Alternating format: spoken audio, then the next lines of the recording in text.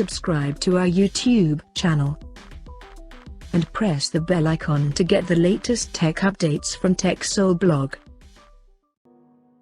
Samsung is reportedly working on its upcoming phone under M series called Galaxy M54 5G, and it is going to be the successor of the Galaxy M53 5G smartphone. And before the launch, the upcoming Galaxy M54 5G smartphone key specifications has surfaced online. That says the phone will support a tall 6.67-inch Full HD Plus AMOLED display with 90Hz refresh rate support.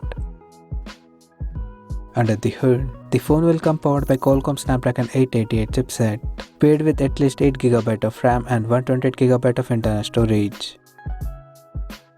In terms of camera, the Galaxy M54 5G is set to feature a triple camera setup on the rear that will house one 64MP main camera along with the 8MP ultra wide angle lens plus 5MP macro lens. And there will be 32MP camera at the front for selfies and video calling. The phone is reported to pack with a massive 6000 mAh battery that will support 25W fast charging. And on the software front, it could run on latest Android 13 based on One UI 5.0 skin on top. Additionally, the smartphone will feature an in-display fingerprint sensor for authentication.